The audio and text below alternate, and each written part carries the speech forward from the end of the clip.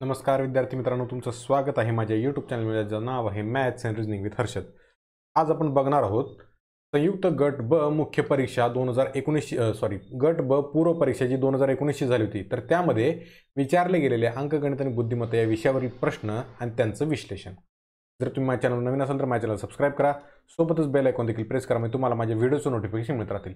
सोबतच आपलं Telegram channel आहे बघा, सीसॅट हर्षद नावाचं, यावर तुम्हाला अपडेटेड मटेरियल मिळत राहील. यापूर्वी आपण कंबाईन ग्रुप बीचा पूर्व परीक्षेचा 2018चा पेपर व्यवस्थितपणे अनालाइज केलेला आहे. तो तुम्हाला आवडला असेलच अशी अपेक्षा करतो. आता बघा, थोडी एक्स्ट्रा एक इन्फॉर्मेशन देतो तुम्हाला. मी आहे हर्षद माने. तर विन्सडम अकॅडमी या आपल्या ॲप्लिकेशनवर 1 तारखेपासून आपले नियमितपणे एक फास्ट ट्रॅक बॅच सुरू होणार आहे. ती बॅच कशासाठी उपयोग होणार आहे बघा आपल्याला. तर येणारी जी कंबाईनची पूर्व परीक्षा आहे, तसेच ग्रुप सीची पूर्व परीक्षा, टेक्निकलची पूर्व परीक्षा, यामध्ये जे काही प्रश्न विचारले जातात, तर त्यासाठी एक फास्ट ट्रॅक बॅच आपण सुरू करणार आहोत. जवळपास एक आपण महिनाभर घेणार आहोत ही बॅच, की ज्यामध्ये जे महत्त्वाचे जे टॉपिक आहेत, त्या टॉपिकवरच्या ज्या काही महत्त्वाच्या कन्सेप्ट आणि त्यावरील प्रश्न आपण या ठिकाणी चर्चा करणार आहोत. तर ही बॅच तुम्हाला फक्त 350 रुपयाला अवेलेबल आहे. जर तुम्ही प्रोमो कोड वापरला तर तो प्रोमो कोड वापरल्यामुळे तुम्हाला त्यावर डिस्काउंट मिळेल. प्रोमो कोड मी तुम्हाला आपल्या टेलिग्राम ग्रुपवर सांगेन. लक्षात, यामध्ये बघा आपण सर्व लाईव्ह सेशन घेणार आहोत, त्यामुळे तुम्हाला काही जर डाऊट असेल तर तुम्ही मला लाईव्ह सेशनमध्ये विचारू शकता. सोबतच या लाईव्ह सेशन नंतर तुम्हाला हे रेकॉर्डेड पुन्हा बघता येतील आणि किती वेळा तुम्ही पाहू शकता, त्याला काही लिमिट नाही आहे. सोबतच सर्व टॉपिकवर आपण रिव्हिजन घेणार आहोत, डाऊट क्लिअरिंग सेशन घेणार आहोत. त्यामुळे तुम्हाला आठवड्याभरात जे काही प्रॉब्लेम आले असेल तर त्याचं एक सेशन वेगळं घेऊन तुमचे डाऊट क्लिअर करण्याचा आपण प्रयत्न करणार आहोत. सोबतच आपल्याला टेलिग्राम चॅनलवर मी तुम्हाला नोट्स देईनच, सर्व नोट्स तुमच्याकडे कव्हर होतील आणि परीक्षाभिमुख जो काही आपला कंटेंट असणार आहे तो आपण या पद्धतीने या ठिकाणी करणार आहोत. लक्षात, तुम्हाला डिस्क्रिप्शनमध्ये या आपल्या ॲप्लिकेशनचं तुम्हाला लिंक मिळेल किंवा तुम्ही वेबसाईटवरून देखील तुम्ही हा माझा कोर्स बॅच तुम्ही परचेस करू शकता. सोबतच इतर आपले जे काही महत्त्वाचे एज्युकेटर्स आहेत त्यांचे देखील तुम्हाला लेक्चर फ्रीमध्ये पाहता येईल. लक्षात, ते मी तुम्हाला नंतर माहिती देईन त्याची. आता आपण सुरू करूया आपल्या प्रश्नांना, की ज्यामध्ये आपण बघणार आहोत 2019ला जी काही कंबाईनची पूर्व परीक्षा झाली होती, तर त्यामधील अंकगणितांचे प्रश्नांचे विश्लेषण. लक्षात, सबस्क्राईब करून घ्या, व्हिडिओला लाईक करा, म्हणजे आपल्याला पुढे जाता येईल. प्रश्न बघा, कसा प्रश्न दिला आहे आपल्याला. राम आणि श्याम दोघेही ए बिंदूपासून एकमेकांच्या विरुद्ध दिशेने चालत जात आहेत. म्हणजे दोघंजण समजा या पॉईंटवर असतील, या पॉईंटपासून ते दोघंजण विरुद्ध दिशेला जात आहेत. विरुद्ध दिशेला म्हणजे कसं, एक इकडे जातोय बाबा, एक इकडे जातोय, झाली दोघांची भांडणं, चालले दोघं वेगळ्या रस्त्याने. बरोबर, काय म्हटले बघा, ए बिंदू पासून राम 3 मीटर आणि श्याम 4 मीटर चालले. म्हणजे समजा राम इकडच्या बाजूला गेला पुढे आपण, आणि हा श्याम इकडे गेला. तर राम किती मीटर चालला, तर तो गेला 3 मीटर आणि श्याम गेला 4 मीटर. पुढे बघा, त्यानंतर राम डावीकडे वळाला. आता राम इकडे बघतोय म्हटलं, त्याची डावी बाजू झाली ही आणि उजवी बाजू झाली, म्हणजे तो वरच्या बाजूला गेला किती, 4 मीटर. इथून तो इथपर्यंत गेला 4 मीटर अंतरावर. आणि श्याम सुद्धा डावीकडे वळाला आणि 5 मीटर चालला. म्हणजे हा इकडे बघत असेल श्याम, तर ही झाली त्याची उजवी बाजू आणि ही झाली डावी बाजू. त्यामुळे इकडच्या बाजूला तो 5 मीटर चालला. बरोबर, तर आता त्यांच्या दोघांमधील अंतर किती असेल हे विचारले. म्हणजे आपल्याला सरळ सरळ हे अंतर विचारले बघा, हे डॉटेड लाईननं केलेलं आहे ना हे अंतर. आता हे अंतर काढायचं कसं, आता आपल्याला या ठिकाणी दिशा विचारली नाही, त्यामुळे आपलं नेमकं काम सोपं झाले. फक्त पायथागोरसचा थेरम आपल्याला व्यवस्थित अप्लाय करता आला पाहिजे.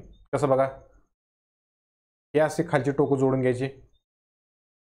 बरोबर आहे की नाही. म्हणजे हा झाला आपला एक काटकोन त्रिकोण. हा जर 90 अंशाचा असेल तर आपण या ठिकाणी पायथागोरसचा थेरम अप्लाय करू शकतो. यासाठी आपल्याला बाजू माहीत पाहिजे.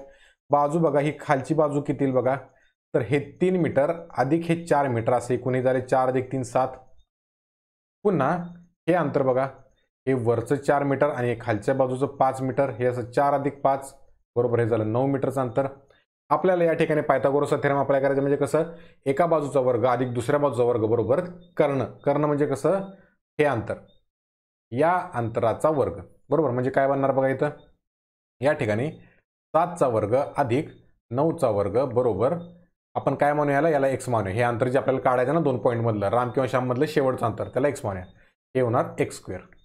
सॉल्व करायचं. 7चा वर्ग किती, 7चा वर्ग 49, 9चा वर्ग 81 बरोबर एक्स स्क्वेअर आला. 49 अधिक 81 हे किती होणार, 50 अधिक 80, 50 अधिक 80 होणार हे 130. 130 बरोबर आलं एक्स स्क्वेअर. आता बघा, हे काहीतरी पॉईंटमध्ये उतरायला पाहिजे, हे तर तुम्हाला जाणता. कसं सॉल्व्ह करायचं बघा. आता 130 हा कशाचाही परफेक्ट स्क्वेअर नाही, त्यामुळे ते पूर्ण संख्यांनी पॉईंटमध्ये येणार. त्यामुळे 16 नंबर गेलं, 10 नंबर गेलं. आता 130 कुठल्या नंबरच्या आसपास आहे बघायचं. आपल्याला दोन ऑप्शन काय दिल्यात, इथं दिले बघा हे 19.5 आणि इथं दिले 11.40. बघा तुम्ही 19चा किंवा 20चा वर्ग करायला गेलं तर 20चा वर्ग किती येतो, तो येतो 400, बरोबर आहे ना. आणि 19चा वर्ग किती येणार, तर 19चा वर्ग आणि 20च्या वर्गाच्या मध्ये किती येणार, ही संख्या यायला पाहिजे. बघा आता आपल्याला आलं इथं 130 आणि हा 20चा वर्ग जो आहे तर तो येतोय आपला 400. म्हणजे या 400 पेक्षा खूपच कमी याचा अर्थ हे 19च्या जवळपास नसणार आहे. त्यामुळे पहिला देखील ऑप्शन गेला. उत्तर येणार आपला ऑप्शन नंबर 4. कसं तर 11 पॉईंट समथिंग आहे की नाही, तर 11.40 आहे. म्हणजे 11च्या पुढं आणि 12च्या आत. म्हणजे 11चा वर्ग किती येणार 121 आणि 12चा वर्ग किती 144. या दोघांच्या मधली संख्या पाहिजे. आलं लक्षात. 121 आणि 144 मधली संख्या 130. त्यामुळे ऑप्शन नंबर 4 11.4 होणार आहे आपल्या प्रश्नाचं बरोबर उत्तर. आलं लक्षात. पाठ असलंच पाहिजे किंवा गुणाकार करत बसायचा असंच नाही. आपण थोडं या छोट्या छोट्या आपल्या लॉजिकने आपण प्रश्न सॉल्व्ह करू शकतो. पुढचा प्रश्न बघूया आपण. इन्फॉर्मेशन दिलेली आहे आणि यावरून आपल्याला म्हणजे एक प्रकारे पझल दिलेला आहे आणि पझल आपल्याला सॉल्व्ह करायचा आहे. खालील दिलेली माहिती काळजीपूर्वक वाच आणि प्रश्नाचे उत्तर द्या. PQRSTU हे 7 प्राध्यापक प्रत्येकजण भौतिकशास्त्र, रसायनशास्त्र, जीवशास्त्र, इंग्रजी, गणित, अर्थशास्त्र, भूगोल यापैकी परंतु वेगवेगळे विषय शिकवतात. म्हणजे एकाच क्रमाने शिकवत नाहीत. पुढे काय म्हटलं का, प्रत्येकजण सोमवार ते रविवारपर्यंत एक एक दिवशी शिकवतात पण परंतु त्याच क्रमाने. म्हणजे सोमवारपासून रविवारपर्यंत प्रत्येकजण शिकवतात पण ते कोणत्या दिवशी कोणता आहे ते नक्की नाही, एका ओळीने नाही आहे. यासाठी काय करून घ्या आपण, इथं आपण पहिल्यांदा दिवस लिहून घ्या सगळे. कसं बघा, सोमवार, मंगळवार, बुधवार, गुरुवार, शुक्रवार, शनिवार आणि रविवार. ओके का सगळं? ओके. चला आता इन्फॉर्मेशन डिकोड करायला सुरुवात करूया आपण. याचं टेबल काढणं गरजेचं आहे बरं का अशा पझलमध्ये, तरच आपलं उत्तर बरोबर येऊ शकतं. आता यामध्ये काय करूया आपण, दोन भाग करूया. एक असणार आहे त्यांचा विषय आणि तो कोण शिकवते PQRSTUV मधलं, त्यांची माहिती घेऊया. माहिती बघूया. आर हा शुक्रवारी जीवशास्त्र शिकवतो. म्हणजे आर शुक्रवारी बायोलॉजी शिकवतो. शुक्रवाराला, शुक्रवारच्या इथं काय लिहूया आपण आर, आणि तो कोणता विषय शिकवतो तर तो शिकवतो जीवशास्त्र, बरोबर. पुढं हा पूर्ण विराम आहे बरं का इथं. जो प्राध्यापक भौतिकशास्त्र हा विषय शिकवतो त्याच्या आदल्या दिवशी क्यू हा गणित शिकवतो. म्हणजे बघा इथं हा जर भौतिकशास्त्र शिकवत असेल तर त्याच्या आदल्या दिवशी कोण येणार तर तो येणार क्यू, आणि क्यू गणित शिकवणार. म्हणजे इथं क्यू तो गणित शिकवेल आणि त्याच्यानंतर कोण जो येईल तो 100% भौतिकशास्त्र शिकवला पाहिजे. असं पोझिशन आपली इथं यायला पाहिजे, हे लक्षात ठेवा. पुढं बघा, व्ही रविवारी शिकवतो परंतु रसायनशास्त्र आणि इंग्रजी शिकवत नाही. म्हणजे व्ही इथे आला, रविवारी शिकवतो. इथं काय काय येणार नाही तर रसायनशास्त्र येणार नाही आणि काय येणार नाही तर येणार नाही इंग्रजी, बरोबर. पुढची माहिती बघा. यू हा ज्या दिवशी शिकवतो त्याच्या आदल्या दिवशी एस हा अर्थशास्त्र शिकवतो. म्हणजे यू जर समजा इथं येत असेल तर त्याच्या आदल्या दिवशी कोण येणार एस, आणि तो काय शिकवणार तर तो शिकवणार एस अर्थशास्त्र, बरोबर. आता काय म्हटले बघा, पी मंगळवारी भूगोल शिकवतो. म्हणजे मंगळवाराला इथं आला पी, काय शिकवतो तर तो शिकवतो भूगोल. आता बघा तुम्ही, आता प्रश्न कसा सॉल्व्ह होतो. टी इंग्रजी शिकवत नाही तर टी कोणता विषय शिकवतो आपल्याला विचारले. म्हणजे टी जो आहे तो इंग्रजी शिकवणार नाही. म्हणजे इंग्रजी शिकवणारे कोण कोण आहेत बघा, तर हा व्ही इंग्रजी शिकवणार नाही आणि टी इंग्रजी शिकवणार नाही. आता ही इन्फॉर्मेशन कशी पुट करायची बघा. आपल्याला काय सांगितलंय, एस आणि यू दोघंजण जवळजवळ आले पाहिजेत. जर आपण एस आणि यू फक्त याच ठिकाणी पुट करू शकतो बघा. एस आणि यू खाली कुठे पुट करणार नाही, कारण इथं वरती यू लिहिलं तर खाली पी येणार, त्यामुळे ती आपली कंडिशन सॅटिस्फाय होत नाही.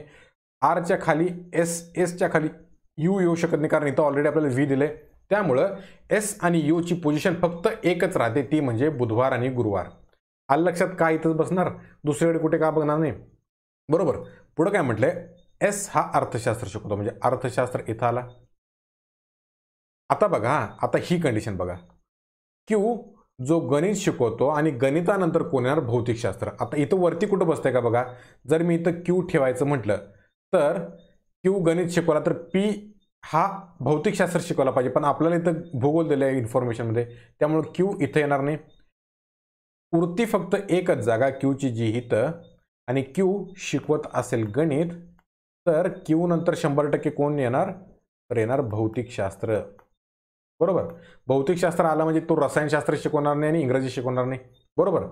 आता 2 जागा उरल्यात आणि 2 जागा आपल्याला हे करायचं. आता बघा PSURQV, आता यातलं कोण शिल्लक राहिलं तर यातलं उरलंय टी, म्हणजे वरती सगळ्यात येणार इथं टी. आणि जर समजा टी इंग्रजी शिकवत नसेल तर उरलेली इथं एकच जागा आहे, तिथं येणार इंग्रजी, कारण टी इंग्रजी शिकवत नाही असं आपल्याला दिलंय बघा इथं. टी इंग्रजी शिकवत नाही, त्यामुळे इंग्रजी आलं इथं, आणि टीच्या समोर येणार उरलेला विषय तो कोणता असणार आहे, भूगोल झाला, अर्थशास्त्र, इंग्रजी, जीव, भौतिकशास्त्र, कोणता उरला, तर उरला रसायनशास्त्र. रसायनशास्त्र. म्हणजे ही इन्फॉर्मेशन आपण इथली रब करून टाकूया. कशी आली बघा, सोमवारपासून रविवारपर्यंत TPSURQV, आणि त्यानंतर रसायनशास्त्र, भूगोल, अर्थशास्त्र, इंग्रजी, जीवशास्त्र, गणित आणि भौतिकशास्त्र सगळे विषय आले. आता आपल्याला काय विचारलंय, टी कोणता विषय शिकवतो, तर आपण काढले बघा टी रसायनशास्त्र शिकवतो, म्हणजे ऑप्शन नंबर 1 येणार याचं बरोबर उत्तर. आयोग काय करतं माहिती आहे काय, बऱ्यापैकी काय करतं, हे असे अवघड प्रश्न असतात ना किंवा लेंदी प्रश्न, हे आहे असं पुढच्या परीक्षांमध्ये विचारलं जातं. म्हणजे तुम्हाला जर समजा कंबाईनला विचारलं असेल तर तुम्हाला राज्यसेवेलाच विचारेल किंवा ग्रुप सीलाच विचारेल किंवा मुख्य परीक्षेमध्ये विचारेल. त्यामुळं माझं म्हणणं आहे की तुम्ही कोणती स्पेसिफिक परीक्षा देत असला तरी PYQ मात्र सगळे बघत चला. कारण तुम्ही जसं की इतिहासमध्ये बघितलं, जर कंबाईनमध्ये आला असेल तर तो पुढं आपल्याला ग्रुप सीच्या परीक्षेमध्ये येऊ शकतो, राज्यसेवेला येऊ शकतो, मुख्य परीक्षेला येऊ शकतो. तसंच आपल्या विषयाचा आहे. प्रश्न असेच देतील किंवा ही इन्फॉर्मेशन सगळी सेम देतील आणि हे खालचं तेवढं बदलून टाकतील. म्हणजे व्ही कोणत्या दिवशी शिकवतो किंवा आर कोणता विषय शिकवतो, आरच्या आधी कोण शिकवतं, व्हीच्या नंतर कोण शिकवतं, अशा प्रकारचे प्रश्न येऊ शकतात. इन्फॉर्मेशन तीच राहते, फक्त खालचा प्रश्न तेवढा बदलला जातो. लक्षात, त्यासाठी मी पूर्ण एक्सप्लेन केलं. आता तुमचं काम आहे हे व्यवस्थित अनालाइज करून परीक्षेमध्ये जर बदल काही केला तर त्या पद्धतीने तुम्ही तयार राहिलं पाहिजे.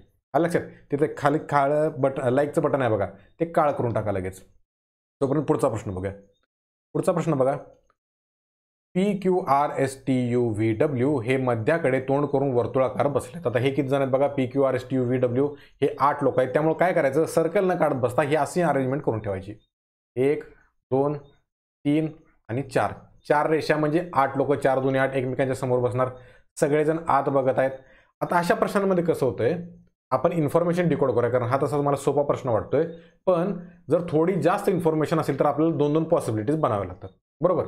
या ठिकाणी बघा, P हा टीच्या उजवीपासून दुसरा आहे. म्हणजे जर समजा आपण टी इथं घेतला तर टीच्या उजवीपासून दुसरा, म्हणजे टीच्या उजवीकडे दुसरा. आता टी जर आत पाहत असेल तर त्याची उजवी बाजू येणार ही आणि डावी बाजू येणार ही. याची म्हणण्यापेक्षा सर्वांचीच, म्हणजे टीच्या उजव्या बाजूला दुसरा P आहे. म्हणजे ही झाली पहिली पोझिशन उजवी, ही दुसरी, म्हणजे P येणार या ठिकाणी. तसेच तो म्हणजे कोण, तर तो आपल्याला दिले टीच्या उजवीकडे. तसेच तो म्हणजे P जो आहे तो R आणि V चा सलग शेजारी आहे. म्हणजे P जो आहे तो R आणि V चा शेजारी आहे. म्हणजे इथं 2 कंडिशन बनणार बघा, एक तर R इथं येऊ शकतं आणि V इथं येऊ शकतं, इथं येऊ शकतं. किंवा मग जर दुसरी केस बनवायचं म्हटलं तर ही एक पोझिशन झाली, इथं आला T, इथं आला P, इथे येणार R आणि इथे येणार V. बरोबर. या झाल्या आपल्या 2 कंडिशन. पुढे काय म्हटलं बघा, S हा P चा शेजारी नाही. आता S हा P चा शेजारी कुठेच येत नाही. पुढं V जो आहे तो U चा शेजारी आहे. म्हणजे ही तर कंडिशन येणार नाही, कारण U च्या या V च्या शेजारी U पाहिजे, पण इथं T आणि P येते, त्यामुळे ही कंडिशन आपली कॅन्सल झाली. उरणार फक्त याचं V च्या शेजारी U आहे, म्हणजे U आला इथे बघा, V हा U चा शेजारी आहे. पुढे काय म्हटले, Q हा S आणि W च्या मध्ये नाही. आता बघा, आणि W हा U आणि S च्या मध्ये नाही. म्हणजे जर आपण समजा इथं S घेतलं तर या U आणि S च्या मध्ये W येणार नाही, म्हणजे W येणार इथं, आणि Q हा S आणि W च्या मध्ये नाही, म्हणजे Q देखील येऊ शकतो इथं. दिलेल्याप्रमाणे आपली अरेंजमेंट झाली. इथे काय म्हटलं बघा, पहिलं वाक्य तेवढं महत्वाचं आहे, P हा R आणि V च्या शेजारी आहे. बरोबर. त्यामुळे ही अशी अरेंजमेंट बनणार. सगळेजण आत पाहत आहेत. ही कंडिशन का कॅन्सल होते सांगितलं की नाही मी तुम्हाला. इथं व्ही आलेला आहे बघा, हे व्ही आहे आणि व्हीच्या शेजारी यू आहे, पण इथं व्हीच्या शेजारी टी आहे आणि पी आहे. त्यामुळे पहिली कंडिशन किंवा पहिली केस आपली बनत नाही, बनते फक्त आपली दुसरी केस. आलं लक्षात. म्हणजे Q U V P R T W S अशा पद्धतीने झाले. तर काय विचारले बघा, खालीलपैकी कोणते दोन शेजारी नाहीत, म्हणजे जवळजवळ बसलेले कोण नाही आहेत हे आपल्याला बघायचं आहे. यू आणि व्ही बघा, यू आणि व्ही आहेत, यू आणि व्ही आहेत इथं, त्यामुळे पहिलं तर आहे. आर आणि पी बघा, आर आणि पी इथं आहेत, त्यामुळे आर आणि पी येणार नाही. आर आणि पी जवळ आहे त्यामुळे हा देखील ऑप्शन येणार नाही, हा देखील येणार नाही. एस आणि डब्ल्यू बघा, एस आणि डब्ल्यू इथं आहेत त्यामुळे हा देखील ऑप्शन येणार नाही. उरणार फक्त एक आर आणि व्ही, म्हणजे ऑप्शन नंबर 4 होणार आहे आपल्या प्रश्नाचं बरोबर उत्तर. आता जर तुम्ही शांतपणे किंवा जास्त जर व्यवस्थित बघायला गेलं तर आपल्याला ही डायग्राम देखील काढायला लागत नाही. एका वाक्यावरून आपलं उत्तर निघतं. कसं ते मी तुम्हाला सांगतो. आपल्याला काय विचारलंय बघा, कोणते दोन शेजारी नाही आहेत. शेजारी नाहीत म्हणजे कसं, त्यांच्या दोघांच्या मध्ये कोण ना कोणतरी असलं पाहिजे, एकमेकांच्या जवळ ते यायला नको, बरोबर. आता ए नंबरचा दुसरा पार्ट वाचा. तो आर आणि व्ही च्या सलग शेजारी आहे. पी हा आर आणि व्ही च्या सलग शेजारी आहे आणि जर आर आणि व्ही चा एकच शेजारी असेल पी, याचा अर्थ आर आणि व्ही च्या मध्ये पी असलाच पाहिजे. आलं की नाही लक्षात. जर समजा मी मध्ये बसलोय आणि तुम्ही मध्ये बसलात आणि तुमच्या शेजारी दोन बसले आहेत तुमचे मित्र, तर त्या दोघांचे शेजारी फक्त तुम्ही एकटेच असाल तर तुम्ही 100% त्याच्यामध्ये बसलेला असणार आहे ना. म्हणजे आर आणि व्ही च्या मध्ये जर पी येत असेल तर आर आणि व्ही शेजारीच होणार नाहीत.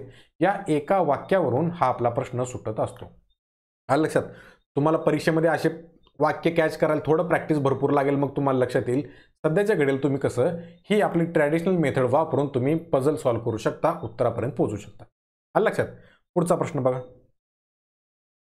हा प्रश्न एक भारी आहे बरं काय. यांनी काय म्हटलंय बघा, तळ्यात एक स्तंभ आहे, म्हणजे एक खांब उभा केलाय तळ्यामध्ये. तळ म्हणतात ना डबकं किंवा काय तलाव वगैरे तशामध्ये. निम्मा स्तंभ तळ्याच्या चिखलात रुतलेला आहे. म्हणजे बघा, हा जर खांब असेल तर यातला निम्मा आहे की नाही, तो चिखलामध्येच अडकून बसलेला आहे, रुतवलेला आहे खालीपर्यंत, हालू नये म्हणून. त्याच्यावर 1/3 भाग पाण्यात बुडालेला आहे. म्हणजे पूर्ण स्तंभाच्या 1/3 भाग. हा पूर्ण जर स्तंभ असेल तर याचे 3 भाग करा बघा, 1 2 3. म्हणजे 1/3 भाग हा पाण्यात बुडालेला आहे. म्हणजे बघा, 1/3 जर असं आपण पकडलं तर हा डॅश केलेला भाग जो आहे तो हा पाण्याचा आहे, जो पाण्यात बुडालेला आहे. 1/3 पूर्ण खांबाच्या 1/3 भाग पाण्यात बुडालेला आहे. म्हणजे पूर्ण स्तंभाचा 1/3 घ्यायचा या ठिकाणी, नाहीतर उत्तर चुकतं. आणि 7 एकक लांबी असलेला भाग पाण्याच्या बाहेर आहे. म्हणजे हा पाण्याच्या बाहेरचा जो असणार आहे ना, हा 7 युनिट असणार आहे काहीतरी. म्हणजे इथं अरेंजमेंट कशी बनते बघा. एक तर अर्धा खांब जो आहे तो चिखलात आहे. म्हणजे आपण जर समजा पूर्ण खांबाची लांबी x मानली, x बरोबर पूर्ण खांब पकडूया आपण. म्हणजे दिलेली इन्फॉर्मेशन पुट करूया. निम्मा स्तंभ चिखलाखाली आहे, म्हणजे x/2 चिखलाखाली आहे. x/2 निम्मा म्हटलं ना, निम्मा स्तंभ चिखलामध्ये आहे, म्हणजे हा झाला x/2 प्लस वर 1/3 भाग पाण्यात बुडालेला आहे. म्हणजे x च्या 1/3 भाग म्हणजे x/3, बरोबर आहे की नाही. x गुणिले 1/3 म्हणजे x/3 प्लस x/3 म्हणजे 1/3 भाग पाण्याखाली बुडालाय. आणि पाण्याच्या वरचा भाग किती आहे तर तो आहे 7 युनिट, म्हणजे प्लस 7 इज इक्वल टू किती येणार आहे तर इज इक्वल टू येणार टोटल खांबाची लांबी. टोटल खांबाची लांबी आपण काय मानली तर ती मानली आपण x, म्हणजे इज इक्वल टू x. हे इक्वेशन तुम्हाला तयार करता आलं. अशा पद्धतीनं प्रश्न सुटणार म्हणजे सुटणार. काय फक्त xच काढायचा आहे, बरोबर आहे की नाही. एकच व्हेरिएबल आहे त्यामुळे कसंही काढता येते. हे आपण इकडे तिकडे करून घ्या बघा. म्हणजे कसं x/2 प्लस x/3. अरे हे परत रिपीट होईल, बाजार खोडतोय. हे काय करायचं, x इकडच्या बाजूला घ्यायचं. म्हणजे कसं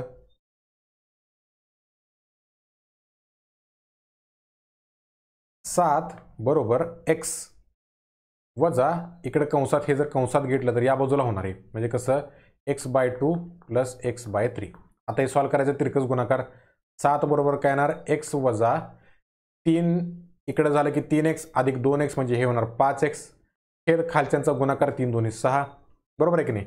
पुन्हा एकदा करायचं तिरकस गुणाकार. म्हणजे कसं 6 ने इकडे गुणायचं. 7 बरोबर 6x वजा 5x/6. आलं लक्षात. तिरकस गुणाकार आलाच पाहिजे. हे 7 इकडे घालवायचं आणि वरचं सॉल्व्ह करायचं. 7 गुणिले 6 बरोबर 7 न 5 गेले किती 1 उरला, म्हणजे फक्त x बरोबर येणार 7 सक्कम 42. आणि x म्हणजे काय मानले आपण, पूर्ण खांबाची लांबी. तेच विचारलं आपल्याला, तर स्तंभाची एकूण लांबी दर्शवणारा पर्याय म्हणजे x बरोबर 42. ऑप्शन नंबर 1 होणार आहे आपल्या प्रश्नाचं बरोबर उत्तर. आलं लक्षात. मुलं काय कन्फ्युजन करतात सांगतो तुम्हाला. इथं काय म्हटलंय बघा, त्याच्यावर 1/3 भाग पाण्यात बुडालाय की नाही, या निम्म्याचा 1/3 करतात ते. या निम्म्याचे 3 भाग करतात, त्यातला 1/3 पाण्याखाली आणि वरचा 2/3 बरोबर 7 घेतात. उत्तर चुकतं, उत्तर येतं 35. पण तसं करायचं नाही, आपल्याला टोटल खांबाचा 1/3 भाग पाण्यात बुडालाय असं घ्यायचं आहे. आलं लक्षात. पुढचा प्रश्न बघूया. 15 प्रश्न कव्हर करायचे आहेत आपल्याला, त्यामुळे मी थोडं गडबड करतो. दुहेरी मध्यस्थीचा संशय असलेले 3 हेर आहेत, म्हणजे डबल क्रॉस करतोय अशा प्रकारचे 3 हेर आपल्याला सापडले आहेत.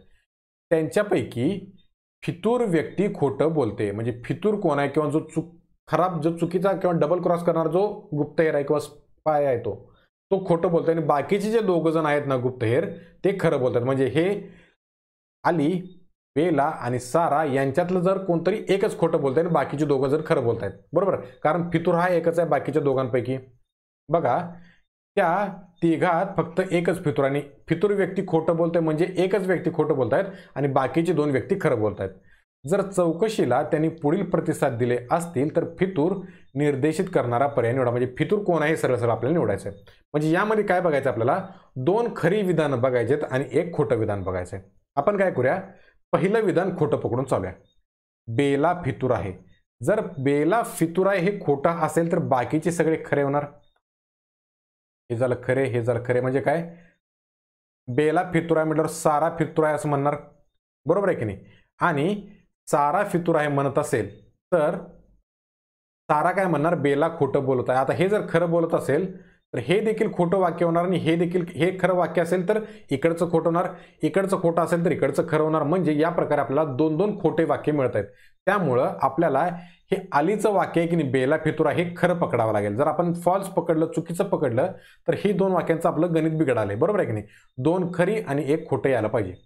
त्यामुळं इथं बघा, आता जर बेला फितूर आहे आपण खरं पकडलं, ओके, हे कुणाचं वाक्य आहे, अलीचं वाक्य जर आपण खरं पकडलं, बेला फितूर आहे, तर बेला काय म्हणते, तर बेला काय म्हणते, सारा फितूर आहे. हे बेलाचं वाक्य खोटं यायला पाहिजे, कारण फितुरी करणारी कोण आहे तर ती आहे बेला. म्हणजे हे वाक्य खोटं होणार, की बेला काय म्हणत आहे, सारा फितूर आहे, हे जे वाक्य आहे बेलाचं ते खोटं आहे. तिसरं वाक्य जर खरं आलं तर आपण 100% म्हणतो की बेला ही गुप्तहेर, कारण बेलाच खोटं बोलत आहे, बरोबर. तिसरं वाक्य खरं यायला पाहिजे. साराचं काय वाक्य आहे बघा, बेला खोटं बोलत आहे. आता बाय डिफॉल्ट हे बरं आहे, या ठिकाणी एक व्यक्ती असं सांगतोय की अली जो सांगतोय की बेला फितूर आहे, हे जर आपण खरं पकडलं तर बेला काय म्हणत आहे, सारा फितूर आहे. जर बेला खरोखर फितूर असेल तर बेला जे काही म्हणणार, दुसऱ्यावर नाव घालणार, ते खोटंच असणार, बरोबर आहे की नाही. म्हणजे सारा फितूर आहे हे वाक्य तिचं खोटं बनतं, आणि त्यावर सारा काय रिएक्शन देते, तर बेला खोटं बोलत आहे. आता बेलाचं हे वाक्य खोटं आहे हेच ती सारा सांगत आहे ना, म्हणजे हे देखील वाक्य खरं झालं. म्हणजे या ठिकाणी बघा, अली आणि सारा या दोघांची वाक्य खरी झाली आणि बेलाचं वाक्य खोटं झालं. म्हणजे तिघांपैकी जो फितूर आहे त्याचं वाक्य खोटं आहे आणि बाकीचे जे खरं आहे त्यांचं वाक्य खरं आहे. म्हणजे जो कोण खोटं बोलतो तो असणार फितूर. याचा अर्थ फितूर कोण आहे बघा आपला यामधला, फितूर आहे बेला. म्हणजे ऑप्शन नंबर 3 होणार आहे आपल्या प्रश्नाचं बरोबर उत्तर. आपल्याला ह्याच पद्धतीने प्रश्न सॉल्व्ह करावा लागतो. खोटं वाक्य घ्यावं लागतं आणि त्यावरून बाकीचे निष्कर्ष खरे येतात का नाही ते चेक करायचं, किंवा मग ते खरं पकडून बाकीचे निष्कर्ष कसे येतात हे देखील चेक करायचं. आलं लक्षात. याचं वाक्य उत्तर यायला पाहिजे आपलं ऑप्शन नंबर 3 बेला, बरोबर. पुढचा प्रश्न बघूया आता आपण. वयवारीवरच आहे, त्यामध्ये गुणोत्तर त्यांनी घुसवलेलं आहे. अजय आणि विकास यांच्या आजच्या वयाचे गुणोत्तर 3:1 आहे. तर सगळं व्यवस्थित चाललंय का बघतो, एक मिनिट थांबा. चालू व्यवस्थित, काय हरकत नाही. अजय आणि विकास यांच्या आजच्या वयाचे गुणोत्तर 3:11 आहे, बरोबर. 3:11. कोण, अजय आणि विकास. त्यांची वय काय पकडून चालू आहे आपण, 3x आणि 11x पकडून चालू आहे ना, सोपं पडेल. विकास हा मीनापेक्षा 12 वर्षांनी लहान आहे. म्हणजे विकासचं वय मीनापेक्षा 12ने कमी आहे. पुढं काय म्हटलं बघा, मीनाचे वय 7 वर्षांनी 85 असेल, म्हणजे इथून पुढं 7 वर्षांनी मीनाचं वय किती होणार 85. जर 7 वर्षांनी 85 असेल तर मीनाचं सध्याचं वय काय येणार, मीनाचं सध्याचं वय होणार 85 वजा 7 बरोबर हे होणार 78. आलं लक्षात. 7 वर्षांनी 85 असेल तर सध्याच्या घडीला 85 वजा 7 78. त्यावरून आपण विकासचं वय काढू शकतो बघा. विकास हा मीनापेक्षा 12 वर्षांनी लहान आहे, म्हणजे विकास बरोबर मीनाचं वय किती आहे 78. 78 वजा 12 बरोबर हे किती होणार 66. याचा अर्थ विकासचं वय आलं 66. विकासचं वय आपण इथं काय बघितलंय बघा, तर ते आहे 11x. 11x बरोबर 66 असेल तर x बरोबर आलं 6. याचा अर्थ अजयचं वय काय झालं तर 6 गुणिले 3 म्हणजे 18. आपल्याला काय काय मिळालं बघा, विकासचं वय मिळालं किती 66, अजयचं वय मिळालं 18. काय म्हटले, जर अजयच्या वडिलांचे वय 25 वर्ष अजयपेक्षा जास्त असेल, म्हणजे अजयचे वडील अजयपेक्षा 25 वर्षांनी जास्त आहेत, म्हणजे किती 18 अधिक 25 बरोबर हे किती आलं तर हे आलं 43. ओके का सगळं. 43 वय. तर अजयच्या वडिलांचे वय किती 43 हे काढलेच, म्हणजे मी तुम्हाला सर्व लोकांची वय या ठिकाणी काढून दिली. आपल्याला उत्तर कसंही विचारलं तरी, प्रश्न कसाही विचारला तरी आपल्याला उत्तर देता आलं पाहिजे. या ठिकाणी ऑप्शन नंबर 2 होणार या प्रश्नाचं बरोबर उत्तर. आलं लक्षात. म्हणजे कसं आपण या ठिकाणी बघा, अजयच्या वडिलांचं वय काढलं 43, विकासचं वय काढलं, मीनाचं काढलं आणि अजयचं काढलं. काहीही विचारू देत, कुणाची वयाची बेरीज विचारू देत, आपल्याला फरक पडत नाही. आपण कन्सेप्टनं सगळ्यांचं वय काढलं, उत्तर बरोबर येणार. आता कसं करायचं, परीक्षेमध्ये काय करायचं आता तुम्हाला समजायला ठीक आहे. परीक्षेमध्ये काहीतरी असेल तिकडं वापरायचं आणि उत्तरापर्यंत लवकरात लवकर पोहोचायचा प्रयत्न करायचा. आलं लक्षात. पुढचा प्रश्न बघूया. प्रश्न हा पण भारी आहे बरं का खूप. एक्स ही बाटली पूर्णपणे लिंबाच्या रसाने भरलेली आहे, त्यात 1 लिटर लिंबाचा रस आहे. म्हणजे एक्स ही बाटली किती लिटरची आहे बघा, तर ती आहे 1 लिटरची. म्हणजे लिंबाचा रस किती आहे, तर लिंबाचा रस 1 लिटर आहे बरोबर. इथं रस लिहितो मी. रस जो आहे तो 1 लिटर आहे. ही एक्सची बाटलीची कपॅसिटी झाली बरं का, म्हणजे 1 लिटरची बाटली. हंसाने काय केलं, वाय व झेड या 2 रिकाम्या बाटल्यात एक्स मधला रस ओतला. सगळा ओतला का थोडा शिल्लक राहिला हे आपल्याला काही सांगितलेलं नाही बरं काय, नाही ओतला म्हणून सांगितलं फक्त. म्हणजे या एक्स मधून हंसानं काय केलं, वाय मध्ये थोडं ओतलं आणि झेड मध्ये थोडं ओतलं. पुढं काय म्हटलं बघा, वाय बाटलीची धारकता एक्स बाटलीच्या निम्मी आहे. धारकता म्हणजे कसं सरळ सरळ साईज. वाय बाटली आहे ना ती एक्स बाटलीच्या निम्मी आहे. एक्स बाटलीची किती आहे 1 लिटरची बाटली आहे, म्हणजे वाय किती होणार एक्सच्या निम्मी म्हणजे अर्ध्या लिटरची 0.5 लिटर. ओके. यानंतर काय म्हटले बघा, एक्स बाटलीत आणखी 0.6 लिटर रस शिल्लक राहिला. म्हणजे एक्स मधलं वाय आणि झेड मध्ये रस ओतल्यानंतर एक्स मध्ये किती शिल्लक राहिलं 0.6 लिटर. याचा अर्थ वाय आणि झेड मध्ये त्यानं किती ओतलं असणार आहे हंसानं, तर ओतलं असणार आहे 0.4, कारण दोघांची टोटल 1 लिटर व्हायला पाहिजे बरोबर आहे की नाही. म्हणजे या दोघांना मिळून तिनं किती ओतलेलं आहे, तर ते ओतलेलं आहे 0.4 लिटर. आलं लक्षात. काय केलं, एक्सच्या बाटलीतून वाय आणि झेड मध्ये काही रस ओतला, पण एक्स मध्ये जर समजा 600 मिली शिल्लक राहत असेल तर त्याने एक्स आणि वाय आणि झेड मध्ये मिळून किती ओतलं असणार आहे, तर बरोबर आहे 1000 मिलीलिटर छेद 1000 मधून 600 वजा केले की 400. याचा अर्थ वाय आणि झेड मध्ये मिळून त्यानं 0.4 लिटर ओतले. करेक्ट आहे की नाही. पुढं काय म्हटलं बघा, वाय या बाटलीची 1/5 तर झेड या बाटलीची अर्धी धारकता रसाने भरलेली आहे. म्हणजे कसं, एक तर वाय ही बाटली किती लिटरची आहे 0.5, म्हणजे अर्धा लिटरची बाटली आहे आणि त्याच्या अर्धा लिटर बाटलीच्या 1/5 म्हणजे जर समजा 0.5 लिटर असेल तर या 0.5 लिटर बाटलीची कपॅसिटी आहे, त्याच्यातल्या 1/5 रसाने भरलेला आहे. म्हणजे 0.5 जर आपण गुणिले 1/5 केलं तर लिंबाचा रस किती आहे त्यामध्ये कळेल वाय बाटलीत. इथं बघा 5 ला हे 0.1 होईल, 0.1 × 0.1 म्हणजे 0.1. याचा अर्थ वाय या बाटलीमध्ये 0.1 लिटर लिंबाचा रस आहे. आलं लक्षात. काय काय केलं, वाय या बाटलीचा जर 1/5 भाग भरलेला असेल रसाने तर 5 लिटर पैकी 1/5 म्हणजे किती झाला, तर ते झालं 0.1 लिटर, बरोबर आहे की नाही. 0.5/5 हे 0.1 येईल. 0.1 म्हणजे किती, हे लिटर, त्यामधला रस.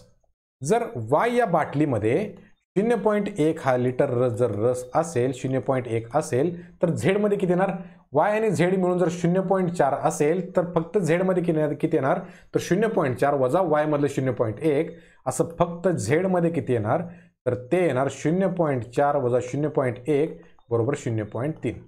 आलं लक्षात काय काय केलं आपण. पहिल्यांदा एक्स मधून वाय आणि झेड मध्ये किती ओतलं ते बघितलं, ते होतं 0.4, कारण एक्स मध्ये शिल्लक राहिला तो 0.6 लिटर. त्यामुळं वाय आणि झेड मध्ये मिळून त्यांनी 0.4 ओतलं हंसानं. त्यानंतर आपल्याला त्यांची कॅपॅसिटी मधलं किती रस भरलाय ते दिलं.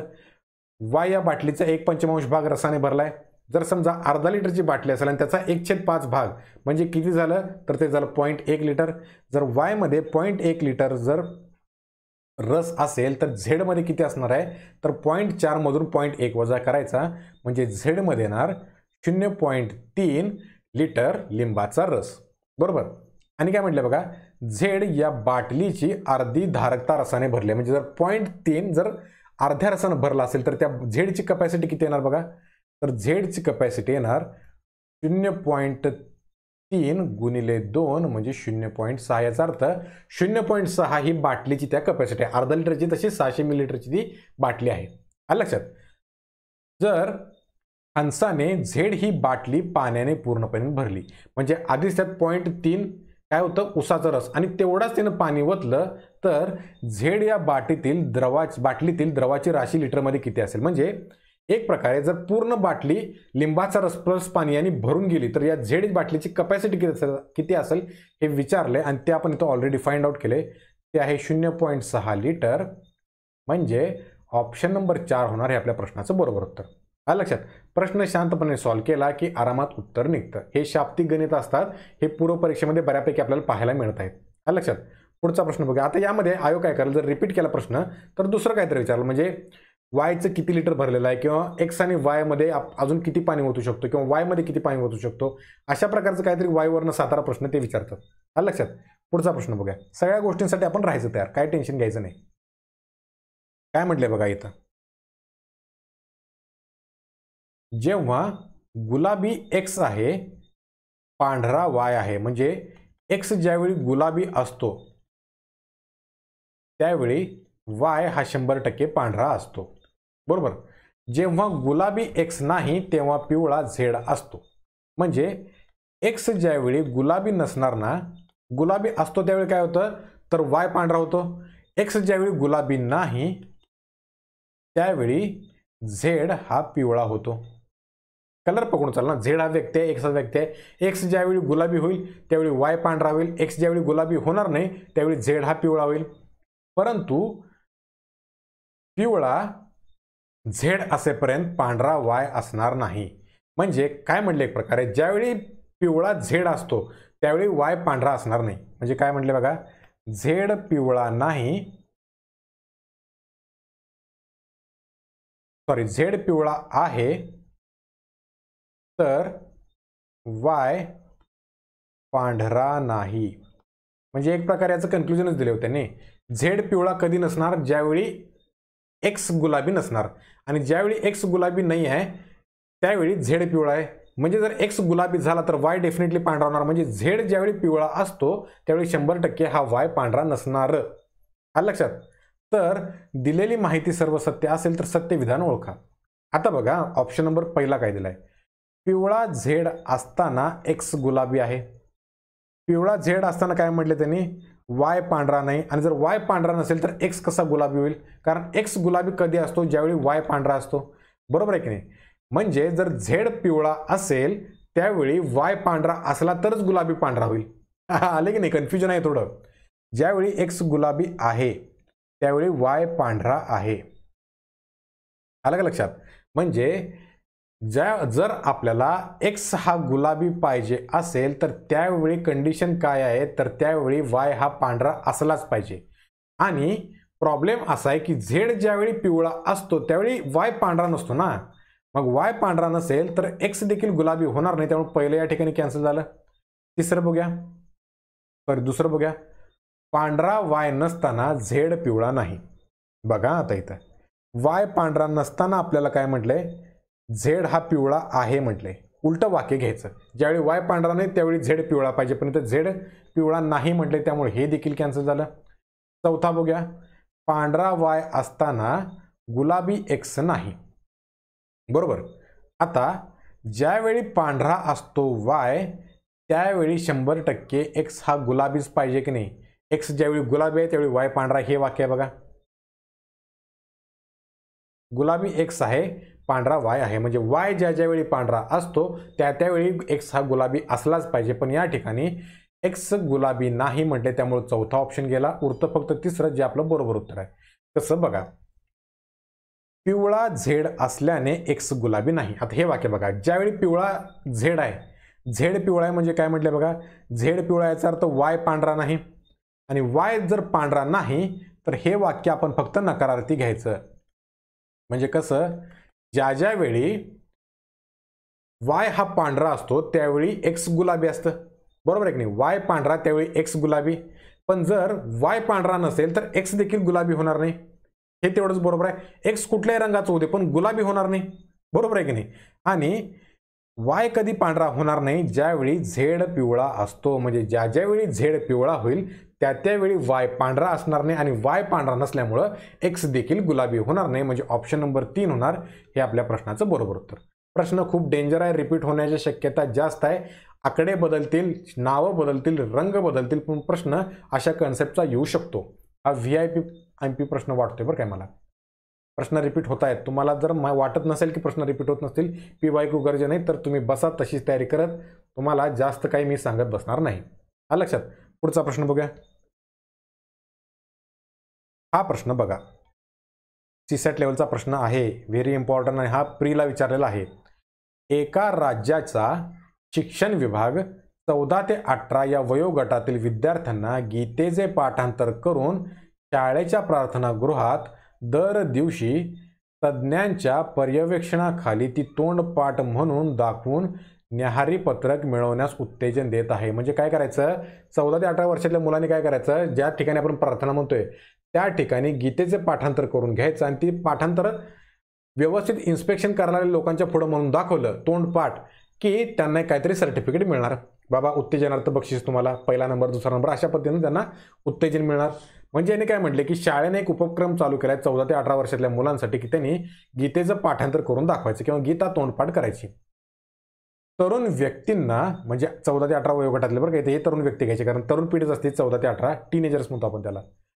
आत्मविश्वास वाढवण्यासाठी आणि भारतीय जीवन तत्वज्ञानासंबंधाने त्यांची जागरूकता वाढवण्यासाठी शासनाने हे धोरण रचले आहे. शासनाने काय केले बाबा, भारतीय तत्वज्ञान जागरूक करण्यासाठी त्यांनी काय केले, तर त्यासाठी त्यांनी हा गीतेचा तोंडपाठ करणं किंवा गीता पाठांतर करणं हे कशासाठी केलं, तर त्यांनी भारतीय तत्वज्ञानाची जागरूकता वाढवण्यासाठी आणि त्यांचा आत्मविश्वास वाढवण्यासाठी ही योजना आखलेली आहे.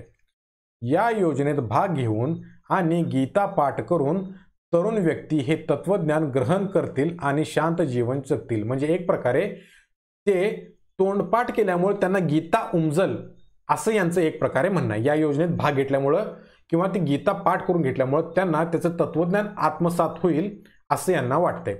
म्हणजे कसं, हे वाक्य जरी बरोबर असलं तरी आपल्याला काय विचारलंय बघा, वरील युक्तिवादातील त्रुटी सर्वात उत्तम प्रकारे व्यक्त करणारा पर्याय. म्हणजे वरचं जरी वाक्य बरोबर असलं तरी त्यातलं काहीतरी दोष आपल्याला दाखवायचा आहे. बरोबर. या ठिकाणी आपण विचार करूया की यांचं म्हणणं नेमकं काय.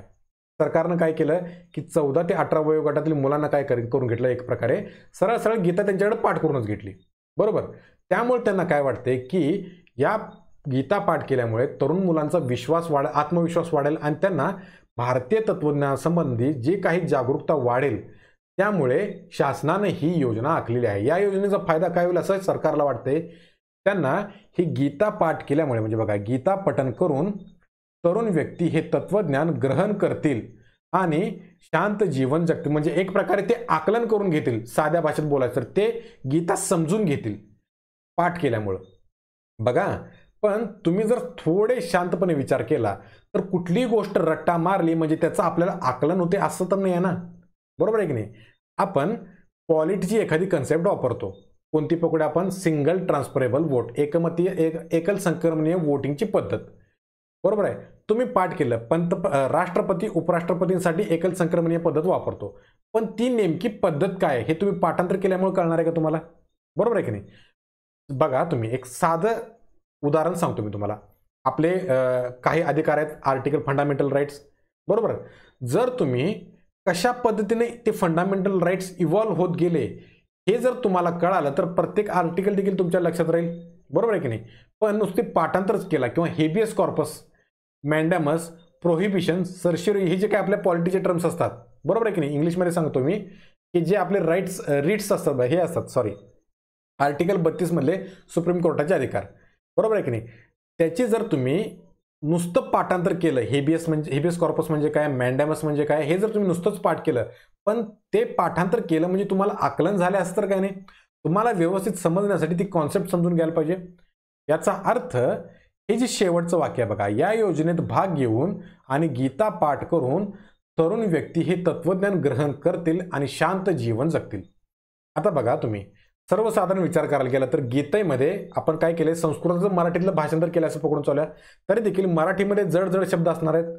एखादा अशिक्षित व्यक्ती असेल किंवा नुकताच ज्या विद्यार्थ्याला थोडा काय म्हणूया आपण त्याला, थोडा कमी हुशार व्यक्ती असेल किंवा विद्यार्थी असेल, तर त्याला ही गीता पाठ केली म्हणजे त्याचं पाठांतर चांगलं होईल. पण गीतेचा जो सार असणार आहे किंवा गीतेतले जे महत्वाची जी काही कृष्णाला सांगायची होती महत्वाच्या गोष्टी, त्या पाठांतर करून समजणार नाहीत ना. म्हणजे या शेवटच्या वाक्यावर आपल्याला काहीतरी दोष दाखवता येतो. वरची माहिती बरोबर आहे, जर गीता पाठ करून घेतली तर थोडंफार तरी कळेल, भारतीय जीवन किंवा भारतीय तत्वज्ञानाबद्दल त्यांना जागरूकता वाढेल गीता पाठन केल्यामुळे, हे बरोबर होऊ शकतं. पण यामुळं किंवा पाठांतरामुळे नुसतं त्या गीतेचं त्यांना आकलन होणार आहे का? म्हणजे आपल्याला त्रुटी शोधायची असेल तर या वाक्यावर शोधावे लागणार. इथंपर्यंत कळत आलं तुम्हाला? आता आपण पर्याय बघूया की या शेवटच्या वाक्यावरच काही टिप्पणी केली आहे का, आणि तेच असणार आपली त्रुटी. कारण वरच्या गोष्टी तर बऱ्यापैकी तुम्ही बरोबर दिल्यात.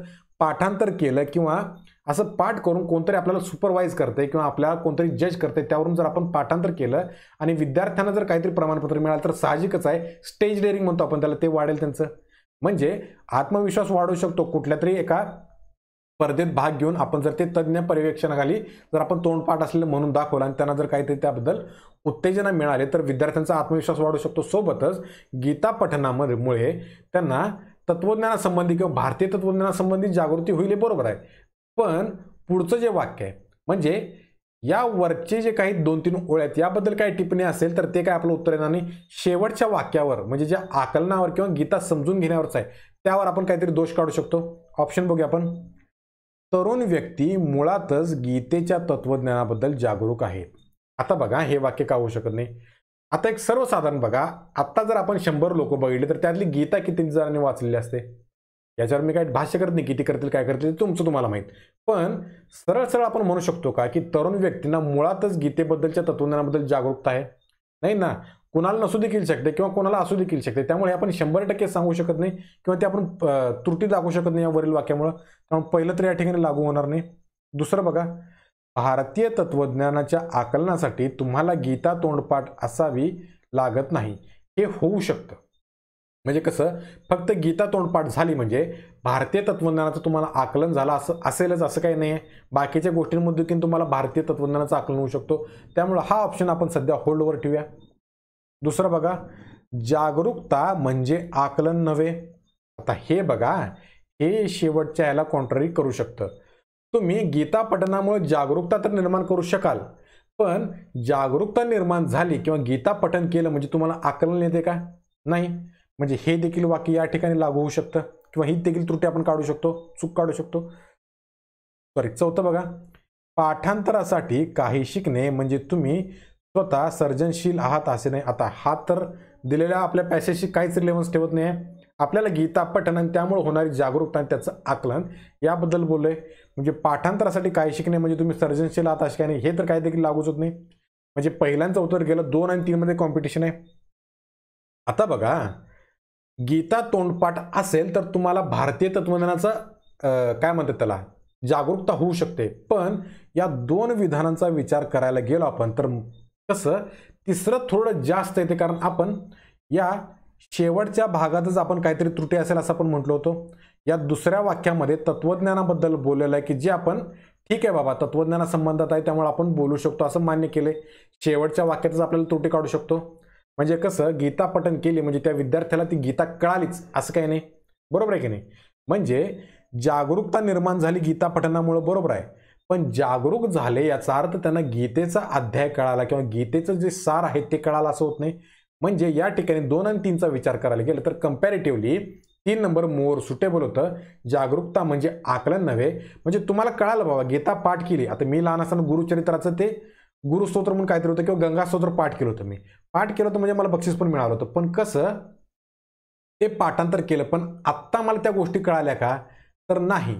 मी पाठांतर केलं त्यामुळे मला कळालं की गंगास्तोत्र नावाचं काहीतरी असतं. म्हणजे गंगेच्या बाबतीत काहीतरी माहिती मिळते मला. म्हणजे लोकांना जागरूकता तर आली पण त्या गंगास्तोत्रमध्ये काय सांगितलं हे मला कळालं नाही ना.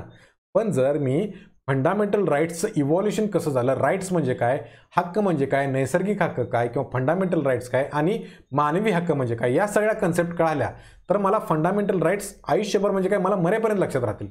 बरोबर आहे की नाही. म्हणजे जर तुम्ही नुसतीच पाठांतर केलं तर तुम्हाला जागरूकता येऊ शकते. म्हणजे तुम्हाला माहिती मिळू शकते की काय असतं फंडामेंटल राईट्स किंवा गंगास्तोत्र काय असतं. पण त्याचं आकलन होणार नाही ना. म्हणजे जागरूकता असणं म्हणजे त्या गोष्टीचं आकलन आहे असं नाही. ही आपण त्रुटी काढू शकतो. म्हणजे ऑप्शन नंबर 3 व्हायला पाहिजे या प्रश्नाचं बरोबर उत्तर. आलं लक्षात. बऱ्यापैकी मी डिटेलमध्ये समजवण्याचा प्रयत्न केला. काही अडचण वाटली तर तुम्ही पुन्हा एकदा पाठीमागे जाऊन हे चेक करू शकता. आलं लक्षात. पुढचा प्रश्न बघूया. पुढचा प्रश्न बघा. अलीकडे काही वर्षात अनेक लोकांनी सायकलीचा वापर सुरू केला आहे. म्हणजे काय पेट्रोल वाढायला 100 पार झाली. त्यामुळे लोक सायकल वापरायला चालू केले आहेत. लोकांना सुदृढ राहायला याची मदत होते या कारणाने ही बाब स्वागतार्ह आहे. म्हणजे बरोबर लोकांची तब्येत पण सुधारते, चांगले होतात, फिट राहतात सायकल चालवल्यामुळे. त्यामुळे ही गोष्ट चांगलीच आहे. पण जर शिरस्त्राण म्हणजे काय, शिरस्त्राण म्हणजे हेल्मेट घालण्याची सक्ती केली तर लोक सायकल चालवणे टाळतील. आता सायकल चालवताना एकतर मेहनत घ्यावी लागते. गाडीसारखं नाही नुसतं रेस ॲक्सिलेटर वाढवलं की गाडी गेली पुढे, तसं नाही. पाय मारायला लागतं म्हणजे दमछाक होते आपली. त्यामुळं एकतर आधीच सायकलचं पॅन्डल मारायचं, त्यात आणि डोक्यावर वज्ज घ्यायचं म्हणजे तर ते अवघड होऊन जाईल कार्यक्रम. त्यामुळे जर असं हेल्मेट वगैरे कंपल्सरी केलं तर बऱ्यापैकी लोक सायकल चालणं टाळतील. प्रत्येक गोष्टीत धोका असतो आणि स्वतःची काळजी कशी घ्यायची हे लोकांना माहीत आहे. बरोबर आहे की नाही. म्हणजे लोकांना माहीत आहे की बाबा काय काळजी असते. त्यामुळं गाडी एक वेळ जोरात चालू शकतात, शेवटी सायकल जोरात चालू शकत नाही ना, शेवटी दमणार तेच. त्यामुळे सायकल आपोआप हळू होईल. म्हणजे पडले तरी डोक्याबिक्याला गंभीर मार लागण्याची शक्यता जास्त नसते. बरोबर आहे. सायकलवरून पडणं आणि गाडीवरून घसरत फरफटत जाणं फरक आहे की नाही दोन्हीमध्ये. तसं आहे. म्हणजे प्रत्येक गोष्टीत धोका असतो आणि स्वतःची काळजी कशी घ्यायची लोकांना माहीत असतं. लोकांनी स्वतःचे नुकसान करण्यामध्ये शासनाची कोणतीच भूमिका नाही. म्हणजे लोकांना काय नुकसान झालं तर शासनाचं काय त्याचं असणार आहे का असं म्हणतं हे वाक्य. सायकल चालवणाऱ्यांवर हेल्मेट घालण्याची बळजबरी करणे ही सरकारची व्यक्तिगत निवडीत होणारी अनावश्यक लुडबुड आहे आणि ते लोकशाही मार्गाच्याही विरोधी आहे. म्हणजे काय म्हणते, लोकांना त्यांचं भलं वाईट कळतंय. गाडीच्या बाबतीत ठीक आहे की ते कंपल्सरी करू शकतात पण लोक कसं त्याला पण विरोध करतात, त्यामुळे हेल्मेट सक्ती कंपल्सरी होत नाही. पण सायकलच्या बाबतीत कसं आहे, सायकल विलिंगफुली करतात ना लोक. बरोबर आहे की नाही. म्हणजे कसं सायकल चालवले की इंधन बचत वगैरे सगळ्या गोष्टींनीच फायदा असतो. पण सायकल चालवताना देखील जर सरकारनं हेल्मेट कंपल्सरी केलं तर ती सरकारची लुडबुड होणं असं म्हणते. म्हणजे व्यक्तिगत लोकांच्या जीवनात सरकार लुडबुड करते असा अर्थ होतोय ह्या वाक्याचं म्हणणं. मी माझं स्वतःचं म्हणणं सांगत नाहीये. या वाक्याचं, या शेवटच्या वाक्याचं अर्थ सांगतोय मी. म्हणजे कसं सरकार सायकल चालवताना हेल्मेट घाला असं कंपल्सरी करतंय याचा अर्थ सरकार त्यांच्या वैयक्तिक जीवनात लुडबुड करतंय आणि ते लोकशाही मार्गाच्या विरोधी आहे असं याचं म्हणणं आहे. म्हणजे एक प्रकारे काय सांगितलं त्यांनी, सरकार मनमानी काहीतरी करू शकतं. हे वाक्य मी म्हणत नाही, आजकाल जपून बोलावं लागतं लय. सरकार काहीतरी व्यक्तिगत म्हणजे लोकांचा विचार न करता काहीतरी मनमानी किंवा सरकारच्या फायद्यासाठी म्हणून ते असे काहीतरी निर्णय घेतं की जे लोकशाही मार्गाचे विरोध आहेत असं या वाक्याचं म्हणणं आहे. प्रश्न काय विचारलाय बघा. आता मी तुम्हाला पॅसेज एक्सप्लेन केला. वरील युक्तिवादात वापरलेले तत्वाचे उत्तम विवरण करणारा, म्हणजे हेच जे काही आपण युक्तिवाद वापरलाय कसं की सरकार आपल्या कुठल्या गोष्टीवर स्वतःच्या फायद्यासाठी जबरदस्ती करू शकत नाही असं म्हटलंय. आता याचा सेम आपण काय तात्पर्य काढू शकतो, म्हणजे सरकार कुठल्याही गोष्टीत स्वतःची जबरदस्ती न करता सर्वांचा विचार केला पाहिजे अशा पद्धतीचा कुठला पर्याय दिसतोय का आपल्याला ते शोधायचं आहे. पहिलं बघा, व्यावसायिक सायकल चालवणाऱ्यांनी हेल्मेट वापरणे प्रस्थापित करायला हवे. आता या ठिकाणी फक्त सायकल चालवणाऱ्याचा विषय, प्रोफेशनल सायकल चालवणाऱ्यांचा काही विषयच नाही आहे, किंवा प्रोफेशनल सायकल चालवणारे जे रेसिंग बिसिंग करतात किंवा लांब लांब परत जातात की नाही सायकल घेऊन, त्यांनी हेल्मेट वापरण्याची जागृती केली पाहिजे असं या प्रकारे यांचं म्हणणं आहे. पण ते तर या ठिकाणी काही लागू पडत नाही. आपल्याला सरकारचे निर्णय आणि त्याचा लोकांवर होणारा परिणाम या पद्धतीने बघायचा आहे. कारण पहिलं तर या ठिकाणी लागू होत नाही. दुसरं बघा, मौजेसाठी घेतल्या जाणाऱ्या पेयांना व औषधांना कायदेशीर मान्यता द्यायला हवी. हा लक्षात. आता बघा, म्हणजे कसं, मौजेसाठी म्हणजे पेयांना घेतल्या जाणाऱ्या पेयांना किंवा औषधांना कायदेशीर मान्यता द्यावी लागेल असं म्हटले. पण हे एक प्रकारे व्यसनाचा जो प्रकार म्हणतात ना, तो या प्रकारे भारी वाटतं म्हणून कुठलं तरी औषध प्यायचं की ज्यानं नशा होतो, अशा गोष्टी असतात बरं काय. म्हणजे मौजेसाठी घेतल्या जाणाऱ्या पेयांना कायदेशीर मान्यता दिली म्हणजे हे एक प्रकारे सर्वसामान्यांच्या विरोधातला निर्णय घेतला, एक सर्वसाधारण विचार करायला गेला तर. आणि आपल्या पॅसेजमध्ये देखील तेच दिले बघा, वैयक्तिक निवडीसाठी होणारी लुडबुड आहे. म्हणजे कसं, सायकल चालवताना कंपल्सरी हेल्मेट घातलंच पाहिजे, हे सर्वसाधारण लोकांच्या विरोधात म्हणण्यापेक्षा त्याच्या विरुद्ध घेतल्यासारखा निर्णय आहे की जो लोकशाही मार्गाच्या विरुद्ध आहे. या ठिकाणी पण बघा, मौजेसाठी जे लोक काहीतरी दारू बिरू पितात, उदाहरण घ्यायचं म्हटलं तर लिक्विड दारू बिरू घेतात किंवा काहीतरी व्यसन करतात औषधाचा नावाखाली, तर त्याला जर कायदेशीर मान्यता दिली तर लोक सरसकट ते बाळगायला चालू करतील औषध वगैरे. ते औषध घरचे इतर व्यक्ती देखील चुकून वापरू शकतात किंवा लहान व्यक्ती वापरू शकतात. म्हणजे हे जर कायदेशीर केलं तर सरसकट थोड्या लोकांना जरी फायदा झाला तरी बाकीच्या लोकांना नुकसानच होणार आहे की नाही.